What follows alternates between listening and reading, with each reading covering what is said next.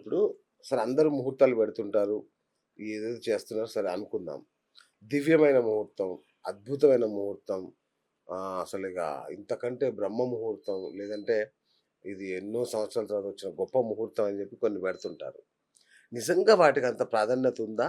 వాటి వల్ల ఆ వధూవరుల జీవితంలో గాని, వాళ్ళ కుటుంబాల్లో గాని ఏమన్నా మంచి మార్పులు జరిగే అవకాశం ఉందా? ఖచ్చితంగా ఉంటదండి. ఓకే. ముహూర్తం అనేటువంటిది ఖచ్చితంగా ప్రభావితం చేస్తుంది. ఓకే. ఒక ముహూర్తం అనంగానే చాలా వరకు ఏమనుకుంటారంటే, ఇప్పుడు ఏదో ఒక కార్యక్రమం పెట్టుకున్నాము. ఆ కార్యక్రమం అయిపోతే చాలు అని అనుకుంటారు. అవును. కాదు. ముహూర్త నిర్ణయాలు దశ భవేహు అంటారు. ఒక ముహూర్తము 10 అంశాల మీద ప్రభావితం చేస్తుంది. ఓకే. ఆయుష్ మీద చేస్తుంది, ఆరోగ్యం మీద చేస్తుంది, సంపద మీద చేస్తుంది, సౌభాగ్యం మీద చేస్తుంది, సంతానం మీద చేస్తుంది, మోక్షం మీద చేస్తుంది. ఇట్లా చాలా రకాల 10 అంశాల మీద చేస్తుంది. ఓకే. మీరు న్యూస్‌లలో కూడా వింటూ ఉంటారు. ఒక పెళ్ళికి వెళ్తూ ఉంటే యాక్సిడెంట్ అయ్యి చనిపోయిందని అంటూ ఉంటారు. అవును. లేదా పెళ్లిలో అగ్ని ప్రమాదం జరిగింది, ఇదయింది అని అంటారు. అవును. లేదా పెళ్లి నుంచి రిటర్న్ వస్తూ ఉంటే ఏదో యాక్సిడెంట్ అయింది, అవును. చనిపోయిందని అవును. చెప్తూ ఉంటారు. అవును. ఇవి 100% అవి తప్పుడు ముహూర్తాలలో జరిగి ఉంటాయి. నిజమా సార్? రెండో విషయము, మన జాతకాలు ఎంత అద్భుతంగా ఉన్నా కూడా, ఆ కలయిక సమయం ఏదైతే ఉందో ముహూర్తము, ఒకవేళ గనుక ఆ ముహూర్తం బాగాలేకపోతే, వీరికి సంతానం లేకపోవడం గానీ, పడక సుఖం లేకపోవడం గానీ, విడిపోవడం గానీ, కోర్టు కేసులు, పంచాయతీ, పోలీస్ స్టేషన్‌లు ఇవన్నీ రుచి చూడడం గూడా జరుగుతదండి. ఒక హ్మ్. ముహూర్తం అంటే ఈజీగా అందరికి అర్థమయ్యే భాషలో చెప్తున్నాను. ఆ! అంటే నేను జ్యోతిష్యపరమైన పాయింట్స్ నేను చెప్పుకుంటూ పోయాననుకోండి, అవును. నార్మల్ వాళ్ళకి రిసీవింగ్ కష్టమవుతది. అవును. సో, మీకు కరెక్ట్. ఈజీగా అసలు ముహూర్తం అంటే ఏంటదని జనరలైజ్డ్ చెప్తాను. హ్మ్. మీరు ఇవాళ నన్ను ఇంటర్వ్యూకి రమ్మన్నారు. నేను చాలా రోజుల నుంచి అలాగే అవును.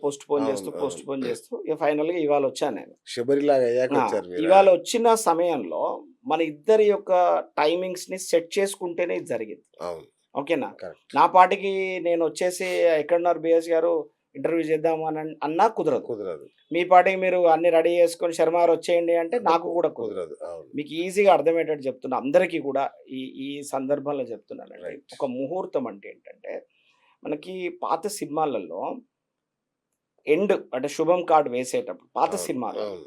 అంటే పౌరాణికమైన సినిమాలలో ఇక్కడ వధూవరులు కళ్యాణం అవుతుంటే పైనుంచి కిరీటాలు పెట్టుకొని దేవతలు ఇట్లా పూలు వేస్తూ ఉంటారు. అవునవును. అవును. ఓకేనా? వాస్తవం చెప్పాలంటే అవి గ్రహాలు. ఓహ్! వాళ్ళు దేవుళ్ళు గాదు. వాళ్ళు గ్రహాలు. అబ్బబ్బబ్బబ్బా! సూపర్. ఆ! గ్రహాల యొక్క ఫ్రీ టైమ్ మనకు ముహూర్తం. హ్మ్. నేనొక షాప్ ఓపెనింగ్ పెట్టుకున్నానండి. నేను ఫస్ట్ ఏం చేస్తానంటే నా లోకల్ కార్పొరేటర్‌కి చెప్తాను. నేను షాప్ ఓపెన్ చేస్తున్నానండి. మీరు అందుబాటులోనే ఉన్నారు గదా! ఆ! పెట్టుకోండి అందుబాటులో ఉన్నా అంటాడు. తర్వాత నేను నెక్స్ట్ ఏం చేస్తాను, మా లోకల్ ఎమ్మెల్యే గారికి చెప్తాను. ఓకేనా? హ్మ్. ఆయన టైం తీసుకుంటాను. తనతో పాటుగా ఇంకెవరైనా చీఫ్ గెస్ట్‌లు వస్తున్నారో, ఓ ఫిల్మ్ హ్మ్. స్టార్ వస్తున్నాడో నేను వాళ్ళది గూడా తీసుకుంటాను. ఓకే. ఈ ముగ్గురిది ఒక లైనప్ జేసుకుంటాను. చేసుకొని నేను ఓపెన్ చేయడానికి ప్రయత్నం చేస్తాను. హ్మ్. అంతే గదా! అవును. ఎవరైనా నేనేని గాదు. మీకు ఈజీగా అర్థమయ్యే భాషలో చెప్తున్నాను. ఎవరైనా గూడా అలాగే జేయాలి గదా! సో, కార్యకారకుడైన రవి అంటే సూర్యుడు ఏం చేస్తాడట అంటే, ఏ పని మీరు పెట్టుకుంటే కూడా, ఆ పని మొత్తానికి ఆర్గనైజ్ చేసేవాడు రవి. ఓకే. సో, రవి అనే బలం ఉంటే, ఏ ముహూర్తానికైనా అది గృహప్రవేశం, శంకుస్థాపన, ప్రతిష్ఠ, వివాహము, లగ్నపతి ఏదైనా గాని, ఆహ్, ఆ ముహూర్తం నిర్ణయం చేసిన సమయానికి రవి అంతా మేనేజ్‌మెంట్ చేస్తూ ఉంటాడు. ఓకే. పైసలు కావాలన్నా ఏర్పాటు చేస్తాడు. మంది కావాలన్నా ఏర్పాటు చేస్తాడు. ఫంక్షన్ హాల్ దొరకబట్టేటిస్తాడు. ఆయన ఇస్తాడు. హ్మ్. దొరకబట్టిస్తాడు అంతే హ్మ్. ఇగ అది. కార్యకారకుడు అతను.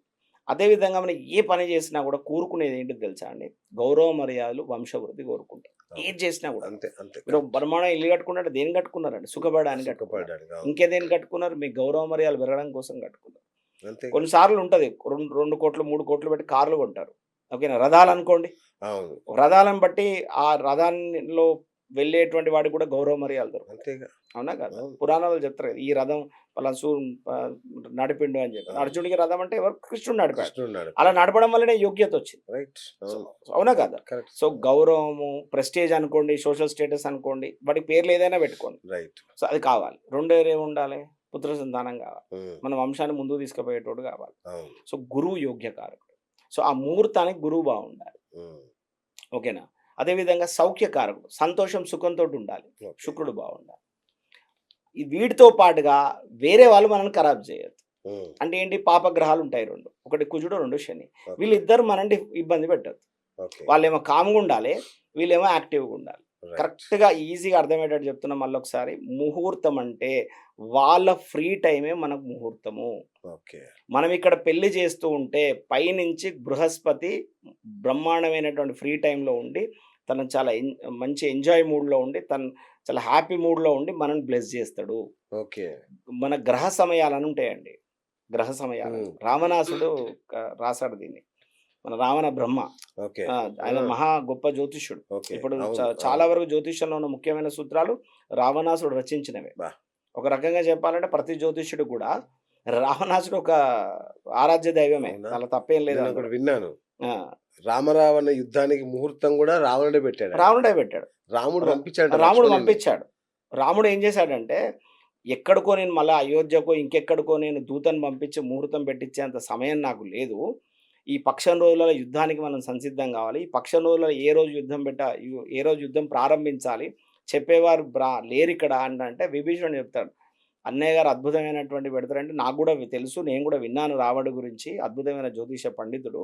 మరి ఎట్లా మరి పెట్టుకొచ్చిస్తాడా అంటే, ఏం లేదు.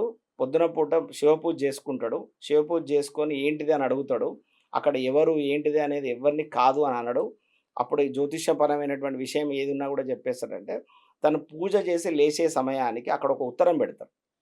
ఆ! యుద్ధం చేయాలండి.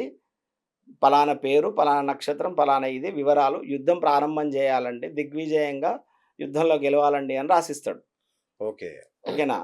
సో, ఈయనేం చేస్తాడు అది చూస్తాడు. బ్రహ్మాండమైన ముహూర్తం పెట్టేస్తాడక్కడ.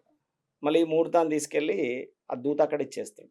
సో, రావణుడే వాస్తవంగా రాముడికి అద్భుతమైనటువంటి ముహూర్తం పెట్టాడు.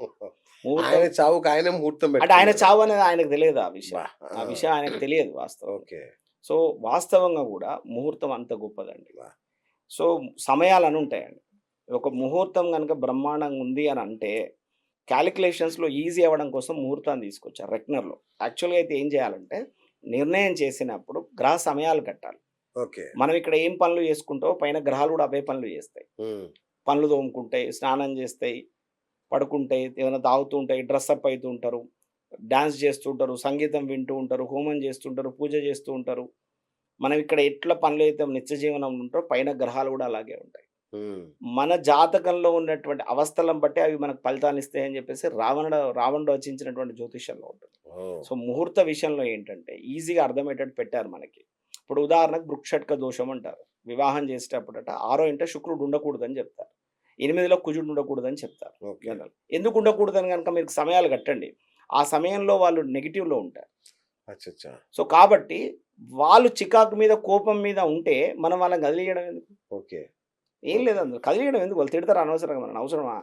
వాళ్ళు ఓకే. మంచి మూడ్‌లో ఉన్నప్పుడు లేదా సైలెంట్‌గా ఉన్నప్పుడు మనం కార్యక్రమం చేసుకుందాం. హ్మ్. మనల్ని ఎవరు బ్లెస్ చేస్తారో, ఆ బ్లెస్ చేసే టైమింగ్స్‌లలో వాళ్ళని పోయి కలిసొద్దాం. వావ్! కరెక్ట్. ముహూర్తం అంటే అంతే అండి. అబ్బా! సో, గ్రహాలు మనకు ఫ్రీ టైమ్ ఉండి వాళ్ళు మనల్ని బ్లెస్ చేస్తారు. కార్యకారకుడు రవిని బాగా పెట్టి ముహూర్తం పెట్టండి. మీ హ్మ్. కార్యక్రమం దిగ్విజయంగా అయిపోతది. రైట్. గురుడిని పెట్టండి. ఆ! వంశవృద్ధి కలుగుతది. ఓకే. శుక్రుడిని పెట్టండి. దానివల్ల మీరు సుఖపడతారు, సంతోషపడగలుగుతారు. రైట్. అంతే.